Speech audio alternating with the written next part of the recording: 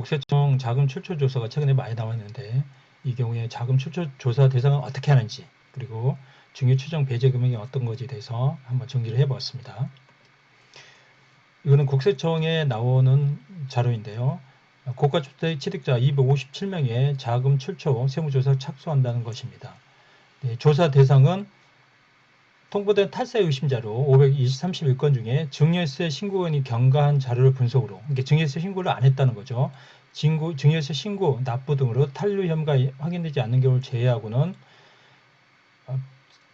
이 고액을 차입하여 아파트를 취득하거나 소득 재산 상태 보아, 이 사람이 소득이 거의 뭐 아주 낮은데 아파트를 고가 아파트를 취득하는 경우에 이 사실상 증여로 의심받아 변제할 능력이 부족한 탈루 혐의자 100이면 선정하고, 그 다음에 고가주택 취득자 중에 이 자산 지출 소득 연계 분석, 이게 이제 PCI 시스템입니다. 뒤에 언급할 건데, 자산과 지출 대비 소득이 적을 경우에 이때의 자금 출처 대상자로 선정이 될 수 있습니다. 이게 이제 PCI 시스템이라고 그러는데, P는 property, 재산을 말하는 거고, C는 consumption, 소비를 말합니다. 그래서 재산 증가와 소비 지출 대비 인컴 비율을 하는 거죠. 그래서 재산 증가나 소비 지출은 돈이 나가는 거고, 인컴은 돈이 들어온 걸로 생각하면 됩니다. 그러니까 돈이 나가는 게 돈이 들어온 것보다 아주 많으면, 그러니까 이거는 다른 돈을 받았다고 보는 겁니다. 쉽게 그렇게 이해하시면 됩니다. PCI라는 것은 P가 property, 재산을 말하고 C는 consumption, 소비를 말합니다.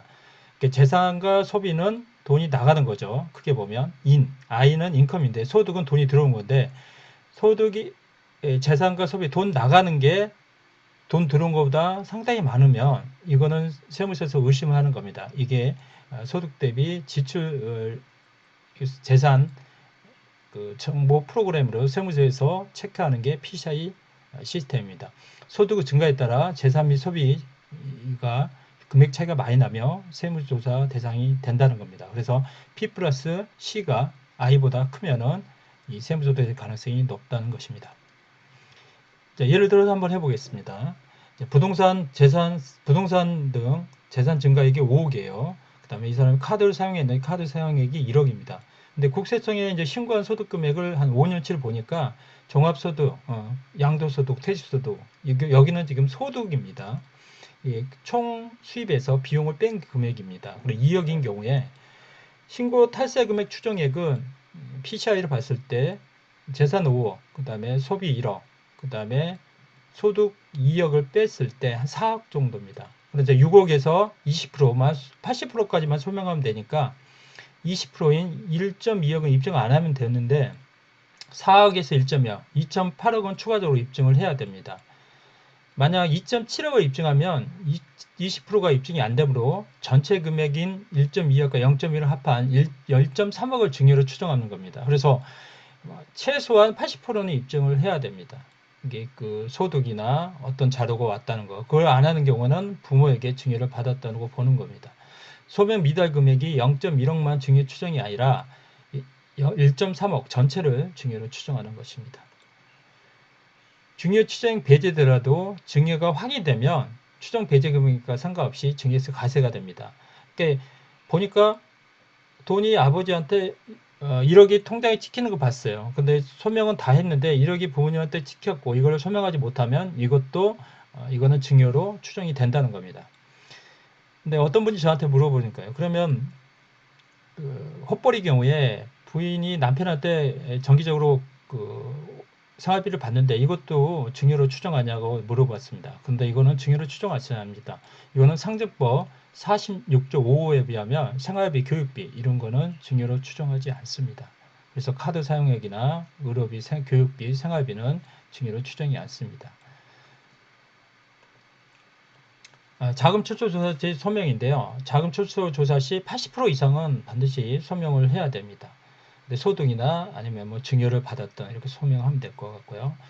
세대주가 아닌 미성년자의 증여 경우는 좀 조심을 해야 됩니다. 미성년자 경우는 세무서에서 계속 체크를 하고 있기 때문에 조심을 해야 되고, 국세청에 이제 소득 자료가 약 5년 정도 많이 있으면 이거는 소명하기 좀 쉽습니다. 인컴이 좀 많기 때문에 소명하기 쉽는 거고, 차량 같은 것도 이제 고가로 구입하는 차량이 있을 경우에는 소득이 없는 배우자 경우에는 고가 차량도 이제 나중에 소명을 못하면 증여로 추정할 수가 있습니다.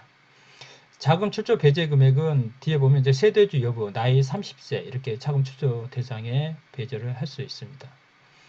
제가 최근에 이제 국세청에서 우리 대표님 자금 출처 조사를 한번 해봤는데 이게 이제 소득이 있거나 그 전에 그 증여한 게 받았던 게 있으면 조금 소명하기 편한데 카드 사용이 많고 뭐 고가 차량을 사거나 아파트를 부인명으로 했을 경우에는 이 자금 추초 대상이 될 가능성이 높았습니다. 그래서 이게 잘못되면 개인 사업자 경우는 불똥이 그 사업자로 튀기는 경우가 있습니다. 그리고 법인의 경우에도 너무 많은 고가 자산을 부인이 취득해서 법인세 세무조사와 개인의 사업자의 세무조사가 되는 경우도 있습니다. 그래서 자금 추초 조사는 불똥이 잘못되면 자기 개인의 사업자, 법인의 불똥이 튀길 수 있습니다. 다시 말해서 그 소득이 없는 사람이 부동산을 많이 취득했다 그러면 소득을 탈세했구나 이런 의심을 한다는 겁니다. 국세청 증여 사후 관리인데요. 만약 배우자가 소득이 없는데 공동명의를 하고 대출을 이룰 경우에 나중에 자금 출자 시 대출 원금 감소액과 이자 상당액도 증여로 본다는 겁니다. 이건 제가 예를 들어 설명을 하겠습니다. 예를 들어 20억 아파트를 은행에서 차입해서 8억, 그 다음에 자기 자본 모아둔 12억으로 공동명의, 이제 지금 소득이 없는 배우자를 말했기 때문에 소득이 없기 때문에 6억은 남편이 부인한테 증여로 보는 겁니다. 취득하면 12억이 됐겠죠. 근데 이게 추후 10년간 증여가 추정이 될 수 있다는 겁니다. 여기서 문제가 되는 것은 이 차입금 8억 때문에 추가적으로 사후관리가 국세청에 들어간다는 겁니다. 5년간 원금과 이자를 2억을 상환했다고 예를 들면 2억의 반인 1억은 증여를 보아 증여세를 부과한다는 겁니다. 왜냐하면 이미 6억은 이미 증여했기 때문에 원금과 이자에는 이 돈은 그 남편이 그 증여를 했다고 보는 겁니다. 그래서 1억에 대해서 세금을 내야 되고 만약 이걸 신고를 안 했을 경우에 무신고 가산세가 부과될 수 있습니다. 그래서 전업주부 경우에는 고가주택을 공동명의로 취득할 때 나중에 증여세 문제가 나올 수 있기 때문에 추가적인 검토가 필요합니다. 근데 공동명의 시 산출세액이 없어도 증여세 신고를 하는 게 좋습니다. 그래서 아까 6억 같은 경우는 미리 신고를 해서 나중에 그 배우자 이월과세 할 때도 취득 원가를 6억을 받을 수가 있기 때문에 반드시 증여세를 신고하고 그리고 원금과 이자 부분은 나중에 모아서 증여세 신고를 해야 됩니다. 무신고 시 가산세가 있습니다. 상속 증여세는 정부 부과가세입니다. 그래서 우리가 근로소득세나 법인세는 신고 납부지만 상속 증여세는 정부 부과이기 때문에 정부에서 계속 체크를 한다는 겁니다. 상속 증여세 국세 부과 제척 기간은 일반 무신고는 10년이고 부당 무신고는 15년입니다. 신고하지 않는 상증세는 최소 15년이 지나야 세부담하지 않습니다. 그래서 무신고할 때는 최대 15년 동안은 마음 졸이면서 해야 됩니다. 그래서 증여는 뭐 바로 일반적인 그 근로소득이나 양도소득세는 5년이지만 상속 증여세는 10년, 그다음에 부당무신고는 거의 15년이기 때문에 신고를 하는 게 낫습니다. 나중에 걸리면 본세, 가산세, 일반 무신고 20%, 부당 무신고 40%, 납부 부정 시는 매년 9.2%까지 합하여 배보다 배꼽이 클 수가 있습니다. 쉽게 생각해서 5년 후에 세무서에서 날라왔다. 근데 산출세액이 1억이다. 그러면 부당 무신고면 4천만 원부터 시작하는 거고 일반 무신고면 2천만 원부터 시작해서 2천에 그다음 9.2%의 5년이면 고 45죠. 4,500만 원. 그래서 6,500만 원. 일반 무신고는 6,500만 원에는 가산세가 부담이 됩니다. 생각보다 많은 것 같죠. 자금 추적 조사 시는 일반 무신고로 제출 기간이 10년입니다. 2018년 4월 1일 이후부터 세대주냐 비세대주냐 30세 이상이냐 40세 이상이냐에 따라서 주택 취득자금 증여 추정 배제 기준이 있습니다. 그래서 40세 이상이면 과거에는 4억인데 지금 3억 정도, 그리고 30세는 세대주 경우에 반 땅이죠. 1억 5천 정도입니다. 비세대주 경우는 40세 이상인 경우 1억 5천, 그 다음에 30세 이상이면 거의 반 땅인 7천만 원 정도입니다. 그래서 비세대주 경우는 좀 조심을 해야 되는 게 이제 세대와 같이 살기 때문에 잘못하면 증여로 추정이 될 수가 있습니다. 30세 미만은 거의 5천만 원입니다. 그래서 증여 추정 배제 금액은 40대는 3억, 그다음에 30대는 1억 5천이고 세대주 경우가 더 혜택이 크고 나이는 30세 기준입니다. 이 증여 추정 배제 경우는 세대주, 비세대주 30대고 아까 주택 부분은 언급을 드렸죠. 1.5억, 3억, 7천만 원, 1억 5천, 5천만 원인데 기타 재산, 뭐 주식이나 기타 재산의 경우는 5천, 채무 상환까지 합해서 세대주고 30세 이상이면 2억, 세대주고 40세 이상이면 4억, 세대주가 아니고 30세 이상이면 2.2억, 40세 이상이면 2.5, 30세 미만인 자는 1억에 해당됩니다. 여기는 금융정보분석원인데요. 국세청은 금융정보분석원, FIU죠. Financial Intelligence Unit이라고 금융분석원 자료를 바탕으로 세무조사 대상을 선정하는 겁니다. 여기 금융정보분석원은 검찰 그리고 국세청 이쪽에서 파견을 나와서 했기 때문에 이 정보가 국세청에 통보가 됩니다.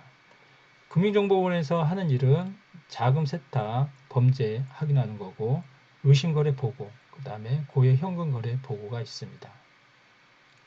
그래서 고액 현금 거래 보고라는 게 뭐냐면 뭐 아버님한테 뭐 한 1억 정도 현금을 받았어요. 그 현금을 통장에 많이 넣을 경우에는 그런 증여를 볼 수 있다는 겁니다.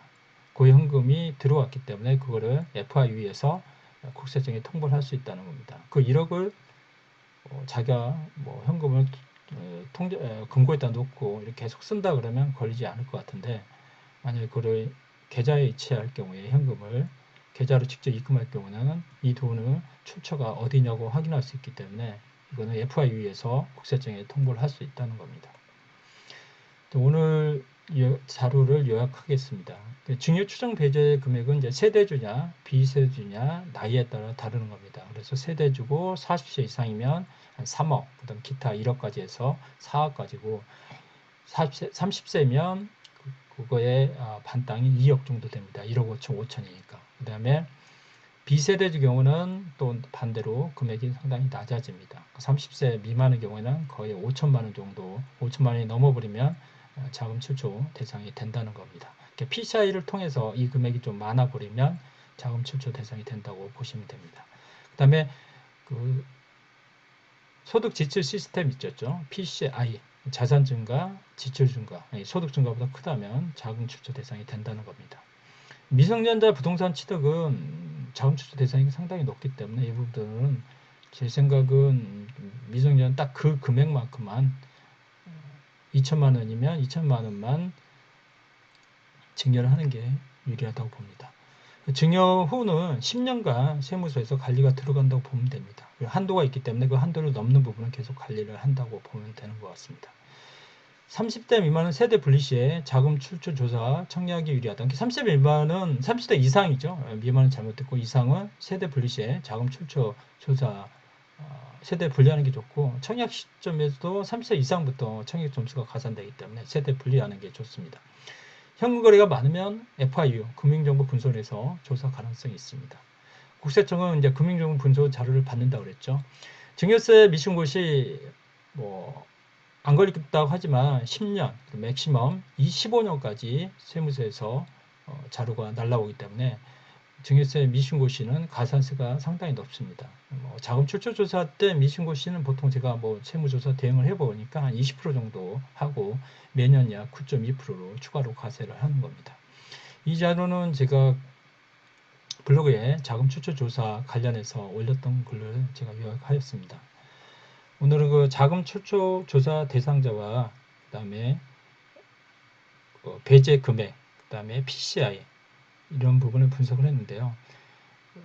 재산이 많은 분들은 자녀한테 이제 증여를 할 때는 미리 그 소득 대비 지출이 많거나 그다음에 부동산을 많이 취득하지 않도록 그 금액이 이제 뭐 세대주고 분리돼 있다 그러면 40세 이상이라면 뭐 4억까지는 문제가 없습니다. 그런데 그렇게 너무 크다 보면 소득 대비 많다 그러면 자금 출처 대상에 선정되기 때문에 그건 조심해야 될 것 같습니다. 오늘 여기까지고 이 글이 좋으시면 구독과 좋아요로 부탁합니다. 감사합니다.